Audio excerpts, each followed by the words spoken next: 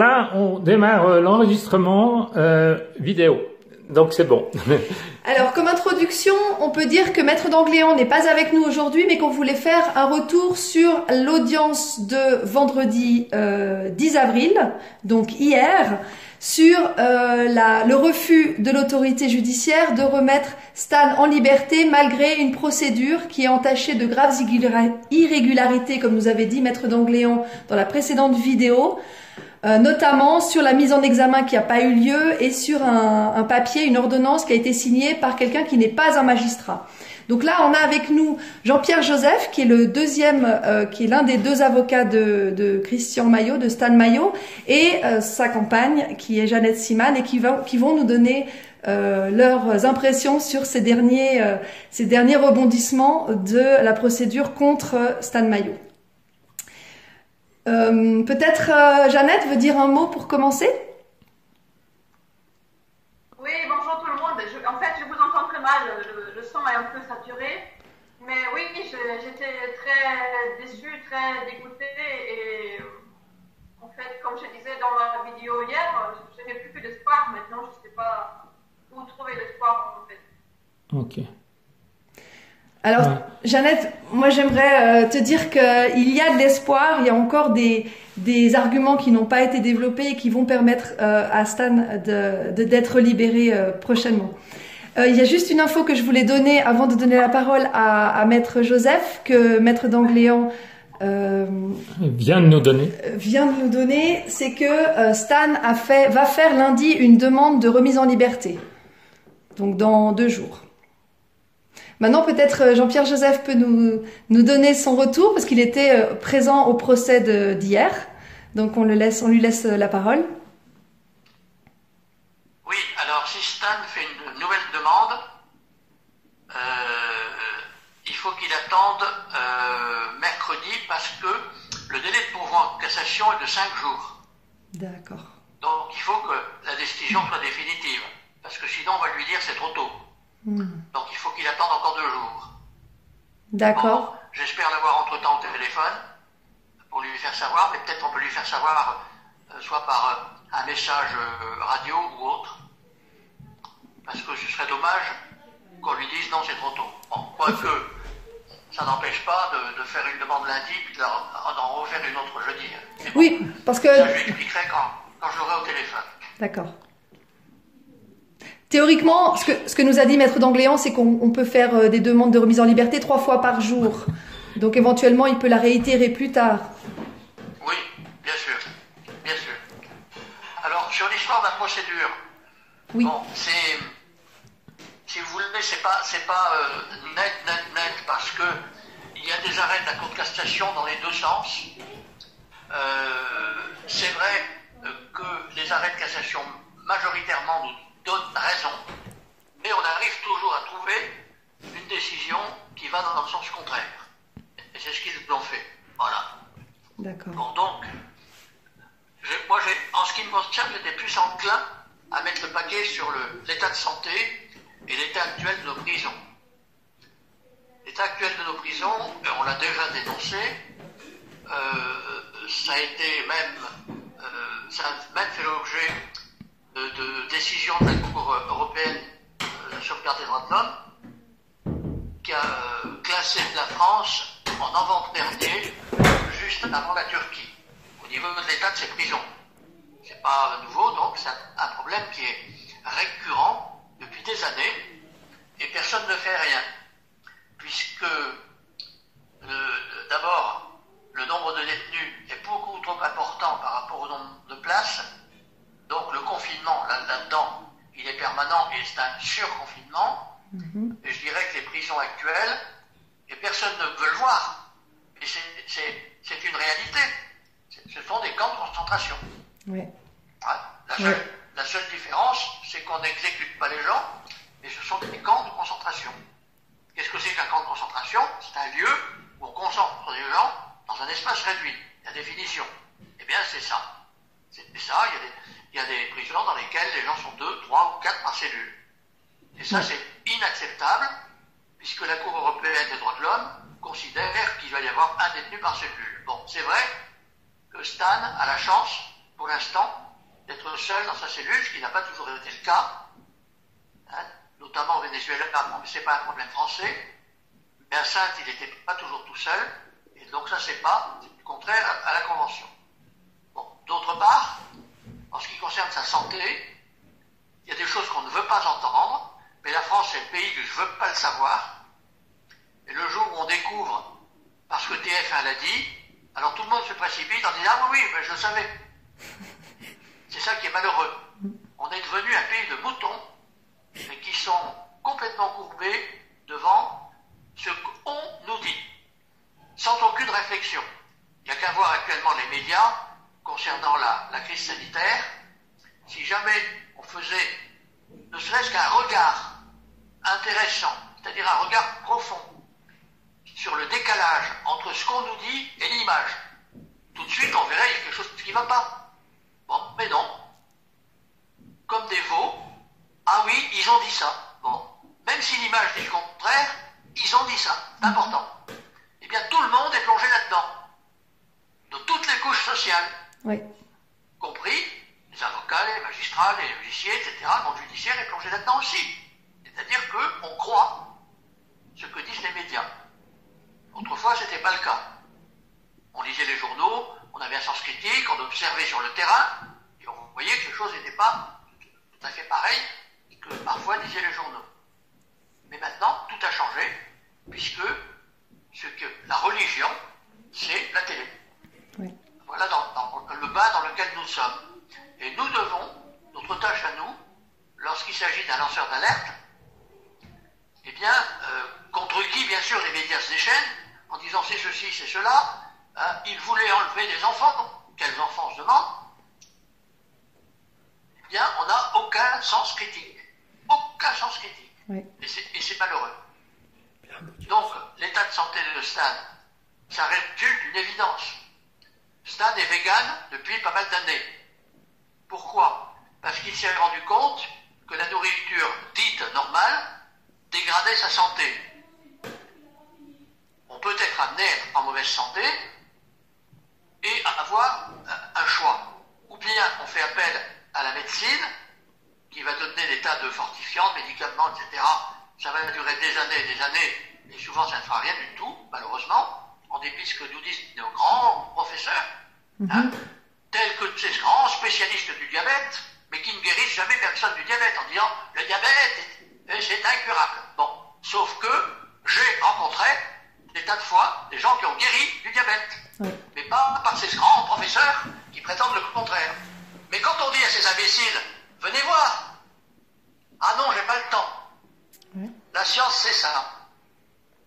J'ai des connaissances, mais les connaissances des autres, je veux pas le savoir. Donc ça n'existe pas.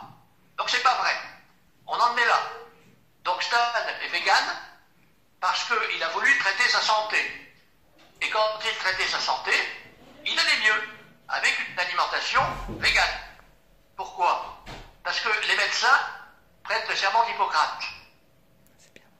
Hippocrate, le premier principe, que l'aliment soit ton médicament. Ton principal médicament. Mais les médecins ont oublié ça. D'autant plus que dans les facultés de médecine, la diététique, il y a quelques heures, sur 10 ans, c'est tout. Ils ne savent rien. Et quand on voit ce qu'on donne aux malades dans les hôpitaux, des plateaux repas, moi j'ai vu quelqu'un atteint de cancer au niveau gastrique, à qui on servait des choses sucrées, de l'orangina et des choses comme ça. Je dis mais c'est lamentable. Ils ne savent rien. Mais ils prétendent, parce qu'ils sont grands professeurs, qu'ils savent. Voilà. Et voilà où on en est. Des faux scientifiques qui ne veulent pas savoir. Donc, quand Stan s'est retrouvé incarcéré au Venezuela, il a voulu de la nourriture végane, parce qu'il s'est rendu compte que la nourriture qu'on lui servait, nourriture dite normale, dégradait sa santé. On n'a pas voulu l'entendre, sauf que il a fait l'objet de visites médicales, et le médecin lui a fait faire un examen, et a fait faire un diagnostic. Et a dit, voilà, il faut faire ça, et il faut faire des examens plus approfondis. Et s'il était resté au Venezuela, on l'aurait emmené à l'hôpital pour les faire. C'était prévu. Quand il arrive en France, il le dit. Ah oui. Il le redit. Ah oui. Il le redit encore. Ah oui, oui, oui, oui, oui, oui. Et ça dure depuis des mois. Chaque fois que le médecin passe, ah oui, oui, c'est vrai. Vous avez une tumeur cancéreuse. Oui. Vous en avez plusieurs. Oui. Ah oui, oui, oui, il faudrait. Et il ne se passe rien. Donc, quelle est sa solution? S'il continue de manger ce qu'il mange, les tumeurs grossissent. Pourquoi? Parce que tous ceux qui ont étudié le problème, pas nos imbéciles qui croient savoir, mais ceux qui ont vraiment étudié le problème, vont nous dire les cellules cancéreuses se nourrissent essentiellement de ce qui acidifie le sang, c'est-à-dire sucre, produits laitiers et viande rouge. Il faut bannir tout ça. Alors qu'est-ce qu'on sert dans les plateaux? On sert du sucre, des produits laitiers et de la viande rouge. Donc qu'est-ce qu'il a fait? Il a cessé de manger. Pour sa santé. Ah, vous faites une grève de la faim pour protester. Non, pour sa santé. C'est tout. Et donc, voilà des arguments que nous avons développés pour sa demande de liberté, en disant, s'il continue de manger cette nourriture normale, le cancer repart. Il n'a pas d'autre choix que de ne pas se nourrir, pour ne pas nourrir ses tumeurs. Et s'il pouvait se nourrir de manière végane, il se nourrirait, et en même temps, les tumeurs ne se nourriraient pas, ce qui lui permettrait de guérir. C'est du bon sens, c'est simple. Mais les gens ne veulent pas l'entendre. Ils ne veulent pas l'entendre. Alors il y a un autre débat, c'est la discrimination. Il y a des gens qui font partie de certaines religions, et à qui on sert des repas qui tiennent compte de ces particularités religieuses. Mais les véganes n'ont pas le droit. Voilà un petit peu les données du problème. C'est ce que j'ai exposé, mais malheureusement, on ne l'a pas entendu parce qu'on considère qu'il risque de s'enfuir. Alors, il y a eu le discours stéréotypé de la partie civile, pas du parquet général qui était au contraire très juridique et très objectif, mais de la partie civile qui utilisait des stéréotypes avec le vocabulaire que nous connaissons bien, les adeptes de l'emprise. Ça fait sourire. Comment quelqu'un à qui on reproche d'être parti à l'autre bout du monde depuis des années pourrait-il avoir de l'emprise sur des gens en France? Il faut qu'on m'explique. Ça paraît ridicule. Ou alors il fait de l'hypnose mondiale à distance. Il est très fort alors. Hein. Il est vraiment très fort. Mais des inepties de ce genre, j'en ai entendu plein, et souvent. Mais les gens y croient, parce que la télé l'a dit, alors on croit. Voilà le problème, c'est qu'on est devenu un pays de primates. On est devenu un pays de primates, de gens qui ne réfléchissent plus. Qui sont mûrs pour l'abattoir. Malheureusement, c'est ça. C'est le conformisme, c'est le conformisme ordinaire qu'on constate partout, hein, l'allégeance aux autorités et aux médias. Et quelle a été la réponse sur la demande de respect du véganisme de Stan quand vous l'avez exposé? Je n'en sais rien parce que je n'ai pas la copie de la décision. Je crois que M. Danglé n'en a pas encore. D'accord. Donc, moi, en tant qu'avocat, je n'ai pas le droit de faire de commentaires péjoratifs d'une décision. Je dis simplement ce qu'il en est. Je dis ce que je pense de la situation actuelle de Stan par rapport au système pénitentiaire, mais je n'ai pas le droit de commenter la décision. D'autant plus que ce serait difficile, puisque je n'en ai pas eu la copie. Ce qui n'est pas anormal, puisque les décisions pénales en cette matière, elles sont prises oralement, elles sont données oralement, mais par la suite, la copie, on la reçoit longtemps après. Donc, ce qui fait que c'est difficile de les commenter. Vous pensez recevoir une réponse dans combien de temps environ? Ça, je l'ignore parce que chaque juridiction travaille au rythme auquel elle peut. D'accord. Il y a des juridictions très encombrées et donc ils ne peuvent pas délivrer des copies rapidement, d'autres qui le sont moins et qui arrivent à les délivrer rapidement. Une dernière question avant de donner la parole à Jeannette. Combien de temps a duré le procès? Le procès, quand je suis sorti du palais, il était 12h15. Donc il a commencé à 9h, donc il a duré 3h15. Oui, le procès lui-même n'a pas vraiment commencé à 9h parce que il y a eu des formalités administratives concernant d'autres affaires qui venaient à l'audience et qui devaient être renvoyées à cause du confinement. Donc ça a pris une petite demi-heure avec le bâtonnier en exercice qui était là pour représenter tous ses confrères et noter les dates de renvoi. Donc l'objet de cette audience a été uniquement la mise en liberté de Stan et non pas oui. sur le fond, oui, c'est ça. On ne parlait pas du fond, voilà. Parce que c'était pas le problème, on l'a quand même un peu évoqué, mais quand on fait une demande de liberté, la règle est qu'on parle très peu du fond. D'accord, donc ce sera le 19 juin que le fond sera discuté. Hein. Voilà, le fond sera discuté le 19 juin, et là, on pourra aller au fond des choses. D'accord. Jeannette, est-ce que tu veux commenter, poser des questions à Maître Joseph, nous donner d'autres informations? Je voudrais juste ajouter concernant son problème de santé, c'est que Stan a un terrain allergique, il a eu de l'asthme de beaucoup d'années avant d'être végan. Et donc s'il mangeait comme tout le monde dans la prison, il reprenait son terrain asthmatiforme. Oui, je l'ai signalé. Et s'il y a un virus qui passe par là, ah bah oui. c'est lui le premier qui sera en danger. Oui, voilà, bon. Ceci étant, n'ayons pas trop d'inquiétude là-dessus. Non. Hein? Mais vraiment... vous savez très bien ce qu'il en est. J'ai pas d'inquiétude par rapport au virus, j'ai d'inquiétude par rapport à son alimentation et les morts qu'il a déjà. Vous savez que les coronavirus, ils en circulent plein tous les ans et sans arrêt. Je sais.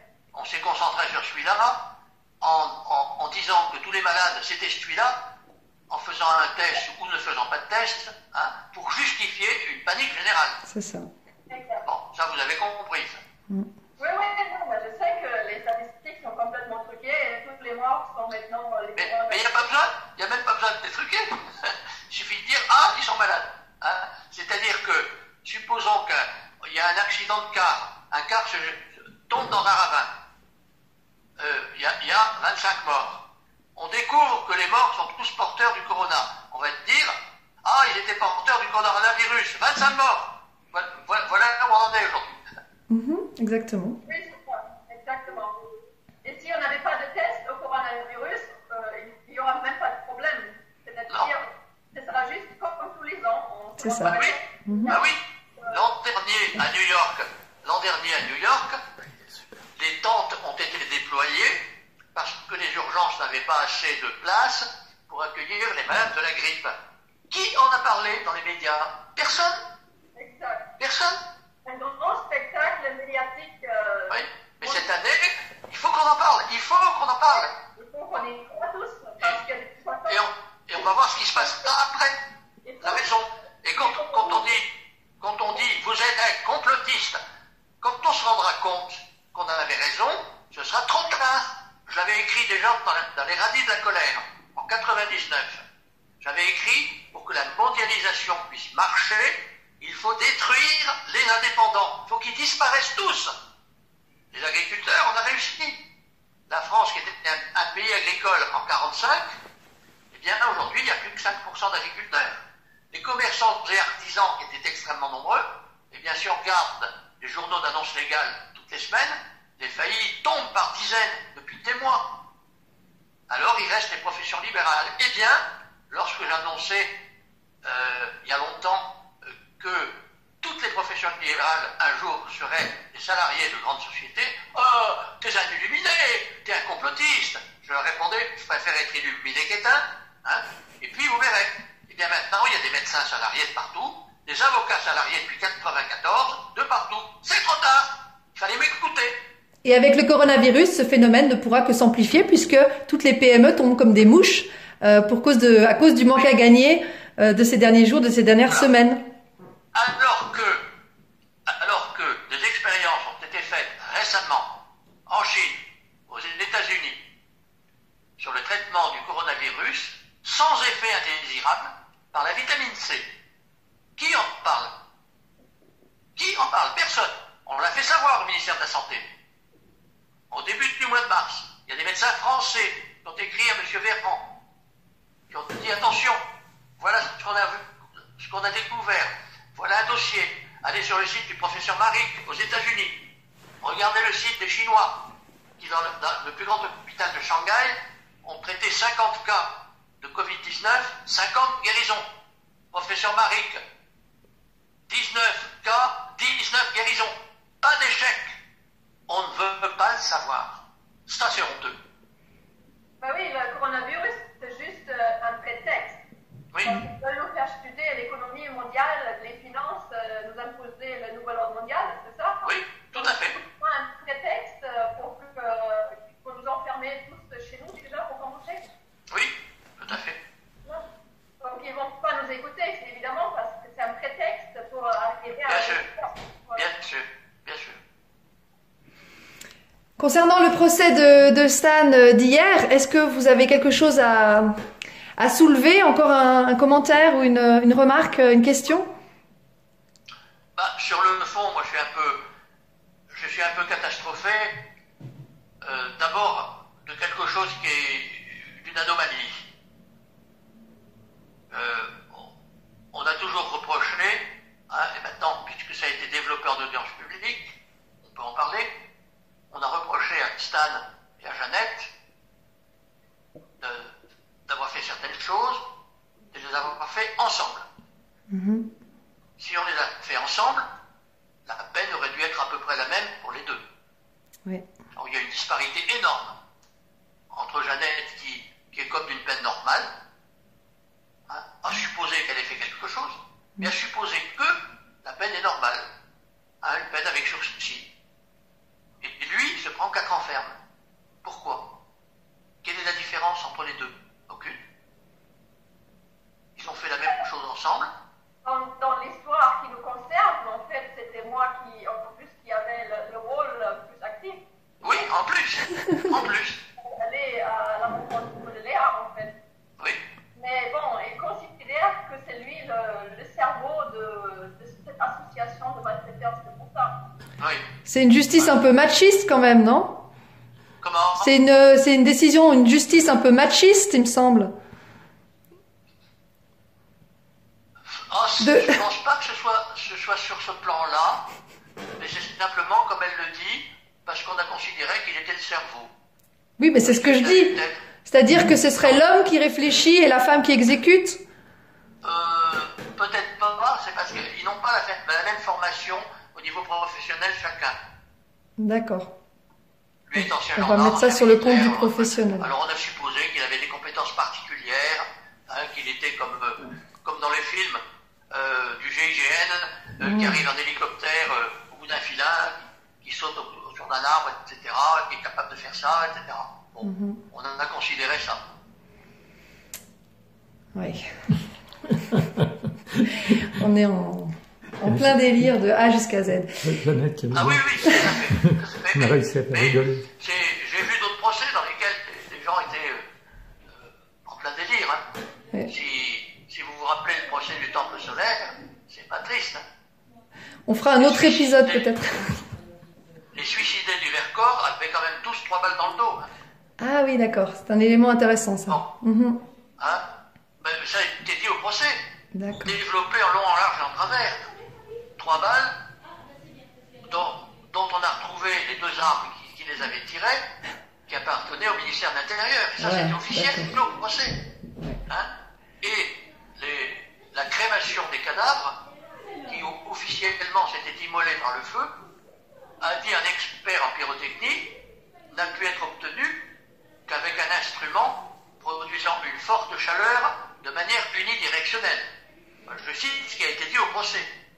D'accord, mais la rhétorique du suicide donc est restée dans les médias alors qu'on aurait dû parler d'assassinat, oui, quoi. Parce que les médias qui pourtant ont assisté à l'audience, Ouais. en première instance, il y avait 120 journalistes. D'accord. Alors, quand on dit la presse est objective, ces pauvres journalistes, ils sont menacés, etc., ben, ils n'ont qu'à dire la vérité. Ils n'ont qu'à dire ce que tout le monde dit. Hein? Est-ce que c'est normal, par exemple, que dans un débat sur les vaccinations, on amène sur le plateau 9 pour, 1 contre. Chacun a le même temps de parole. C'est normal. Non, effectivement. On dit, mais on est objectif, etc. Ah bon. Alors après, ils s'étonnent réaction de colère par rapport à certains d'entre eux.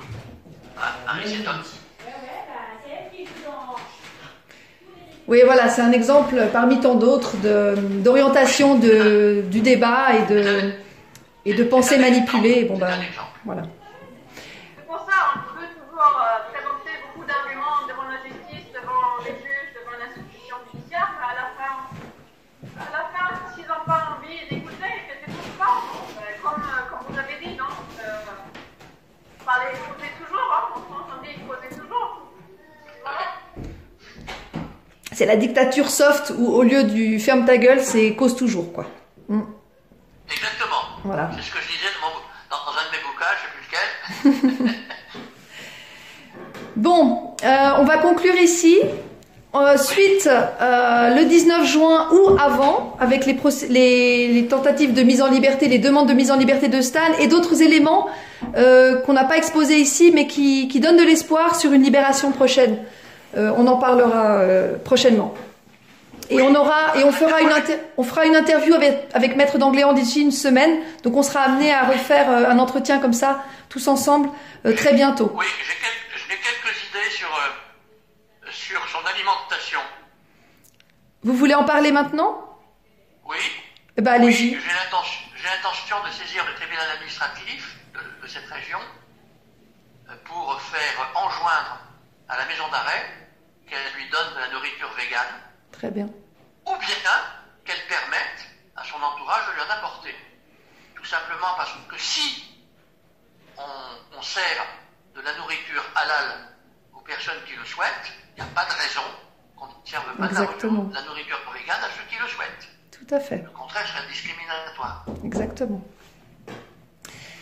Ok. Et il y a une dernière information que j'ai eue, qu'on a eue cette semaine, c'est que le code d'identification, quand on appelle Stan, ne fonctionne pas actuellement. Donc on va essayer de trouver une solution et d'avoir un autre code pour pouvoir lui laisser des messages personnels. Oui. Donc ça, on donnera l'info dès qu'on l'a. Très bien. Ok, mais je vous remercie, on vous remercie depuis la Suisse d'avoir participé à cette conférence vidéo. Et on se réjouit de se revoir bientôt pour avoir la suite des décisions du tribunal et des procédures qui vont être mises en place prochainement. Merci à vous, à bientôt.